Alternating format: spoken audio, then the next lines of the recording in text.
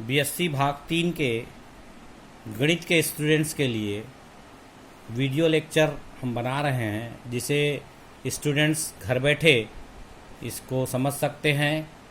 क्योंकि BSc part 3 में mathematics के 3 पेपर होंगे, जैसे कि पूर्व कक्षाओं में हुआ है। फर्स्ट पेपर आपका एनालिसिस, जिसे विश्लेषण कहते हैं। सेकंड पेपर अमूर्त बीजगणित एवं third paper programming in C and numerical analysis होगा। सभी पेपरों में जैसे पिछले सालों में पैटर्न था, ABC सेक्शन होगा। सेक्शन ए में short answer, very short answer होगा। सेक्शन बी में शॉर्ट आंसर होगा और सेक्शन सी में लॉन्ग आंसर टाइप क्वेश्चन होगा। तीनों पेपर 50-50 नंबर के होंगे और तीनों पेपर में टोटल नंबर 150 का होगा, जिसमें से पास होने के लिए 50 मार्क्स की आवश्यकता होगी।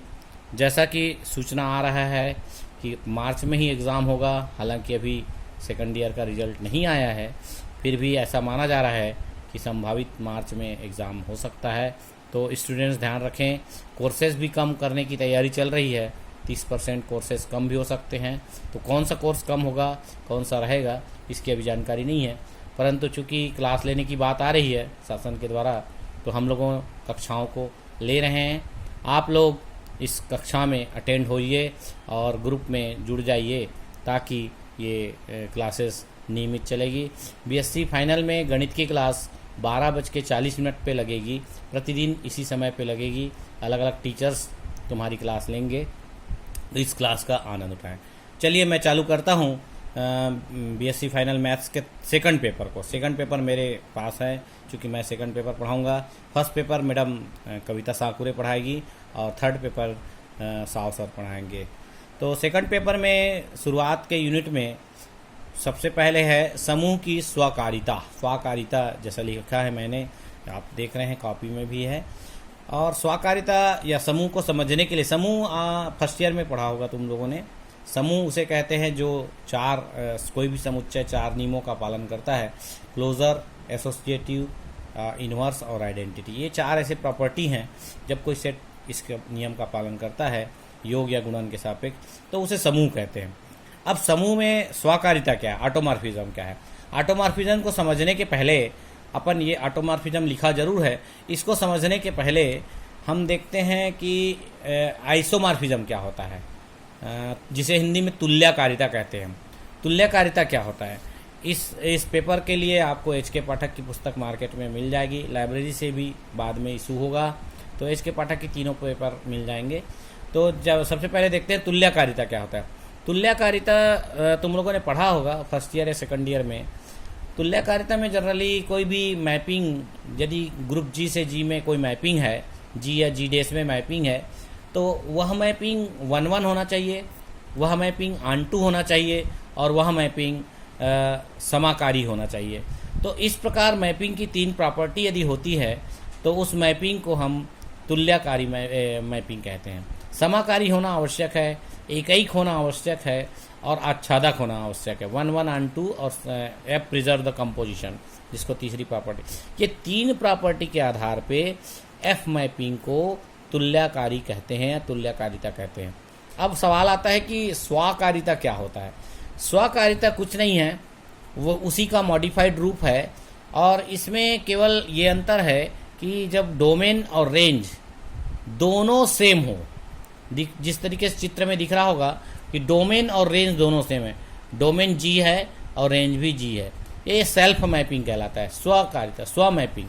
स्व मैपिंग यदि कंडीशन में है, और स्व मैपिंग की कंडीशन में यदि हम इसको देखें कि जी एक समूह है, तो जी में संयोजन गुणन के द्वारा दर्शित है। इसमें कॉम्बिनेशन आपको मल्टीप्लिकेशन ही लेना पड़ेगा, एडिशन के लिए लागू नहीं होता, इसलिए मल्टीप्लिकेशन जरूरी है।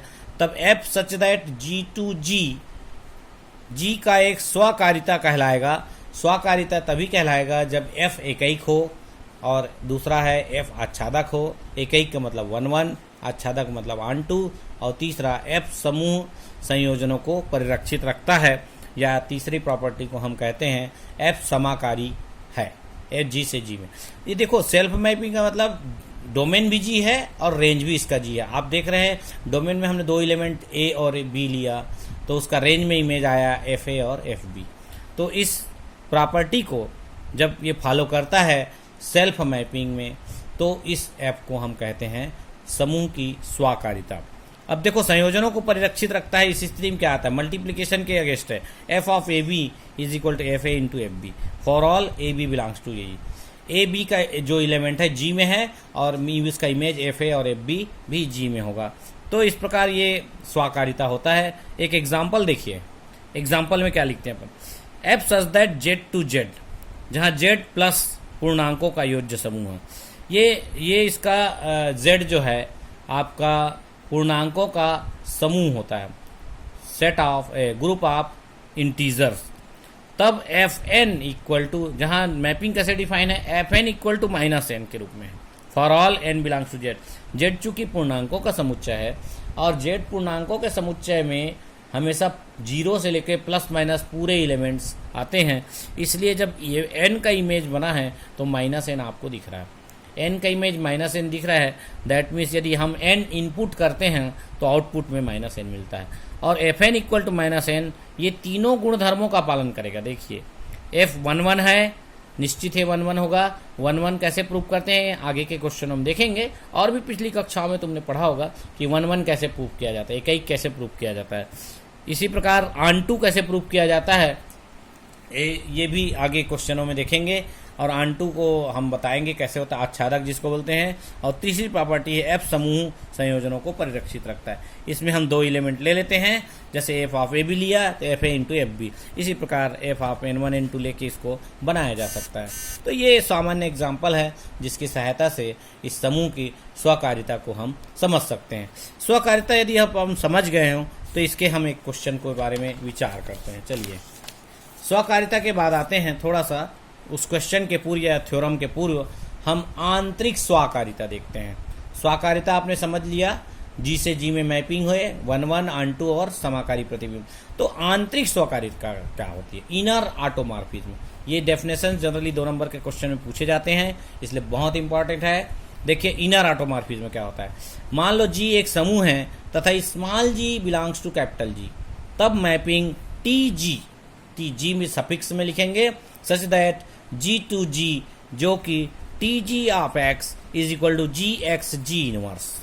देखिए T ji of X element है, जी का ही एलिमेंट है for all x belongs to g.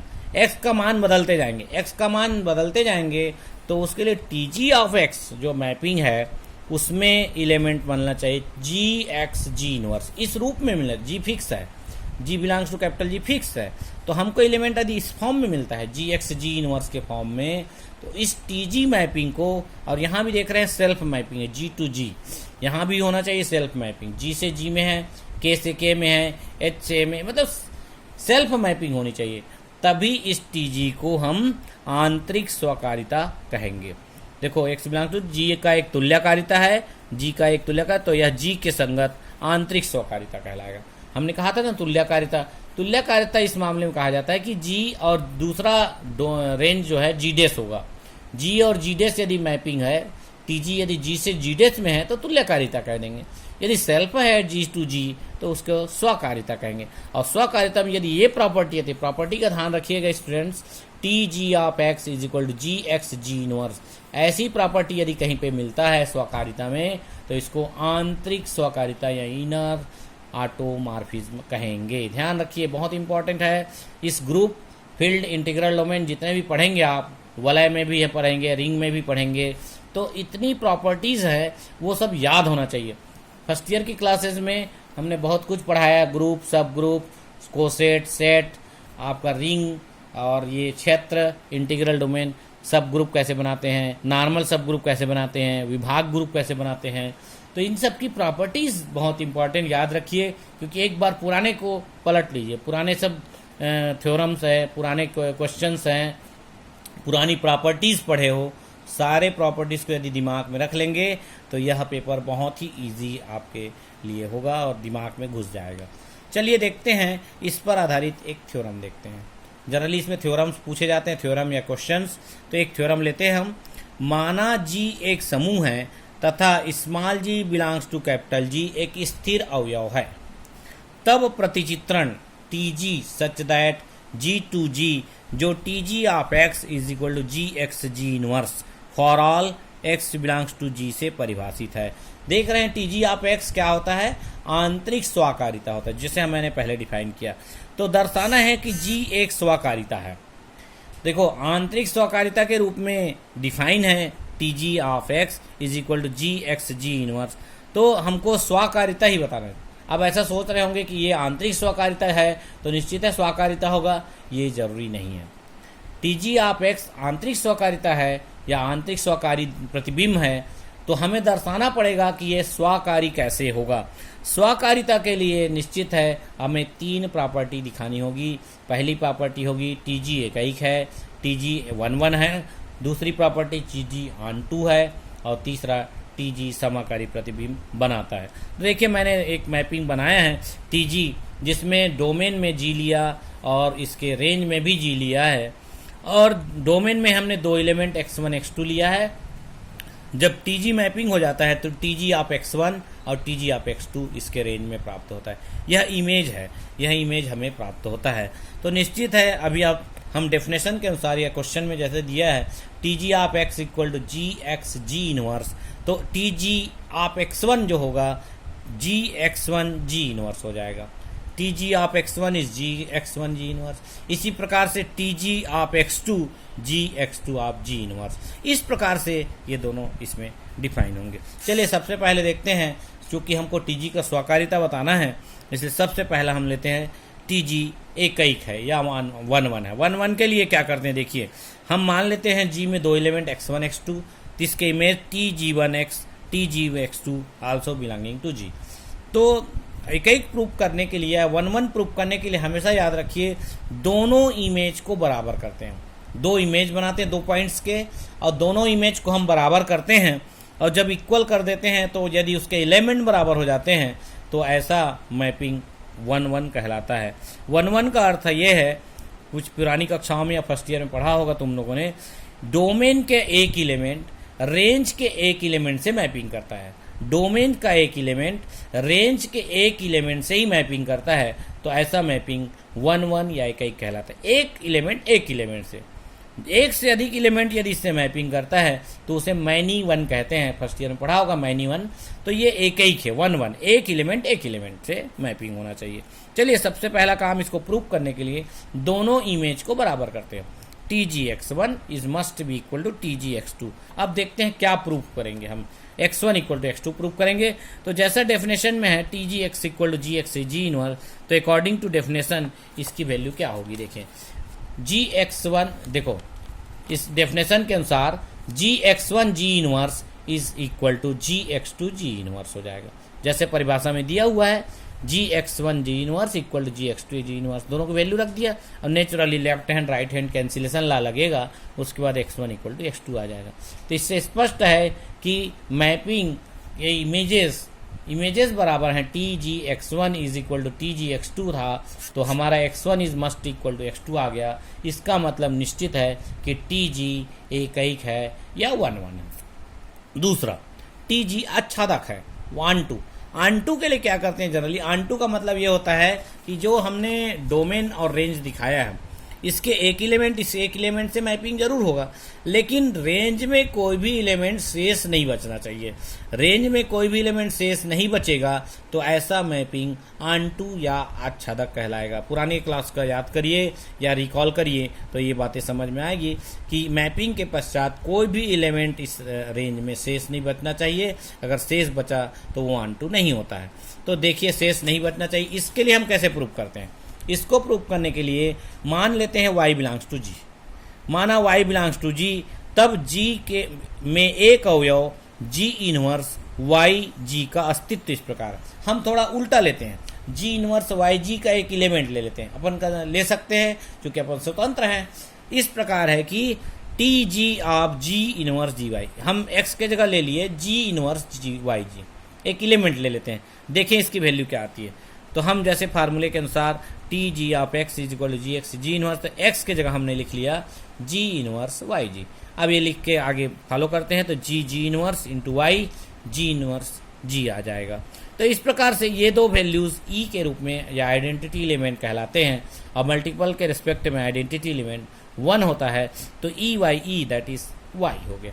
तो देख रहे हैं आप कि यदि जी इनवर्स वाई जी अगर हम डोमेन में लेते हैं तो उसका इमेज वाई प्राप्त होता है रेंज में। इसका मतलब ये है कि यदि हम कोई भी एलिमेंट राइट साइड में लेंगे, वाई भी लेते हैं, तो उसका इमेज हमें लेफ्ट में राइट में प्राप्त होता है। तो राइट में कोई भी एलिमेंट शेष नहीं बचेगा। इसका मतलब यही हुआ कि राइट हैंड साइड या रेंज में कोई भी एलिमेंट शेष नहीं। ऐसा लिख सकते हैं, मैंने नहीं लिखा है, आप लिख सकते हैं कि मैपिंग के पश्चात आपके रेंज में कोई भी अवयव शेष नहीं है। अतः टी जी स्वयं का एक आच्छादक प्रतिचित्रण। स्वयं का मतलब यह है जी टू जी में आच्छादक प्रतिचित्रण। अब तीसरा बिंदु पे आते हैं। तीसरा बिंदु कहता है टी जी एक समाकारिता है या टी जी समाकारी प्रतिबिंब है। अपने ऊपर है, लैंग्वेज अपने हिसाब से आप सेट कर सकते हैं। तीसरा ये मुख्य बिंदु है तुल्यकारिता। देखिए साथियों, तुल्यकारिता भी प्रूव करते हैं तो ऐसा ही करना पड़ता है, स्वाकारिता भी प्रूव करना है तो ऐसी करते हैं, पर अंतर वही है। स्वाकारिता में क्या होता है कि ये हमेशा स्वाकारिता में हमेशा क्या होता है कि एक सेल्फ मैपिंग होती है। ठीक है, तो चलिए दो एलिमेंट मान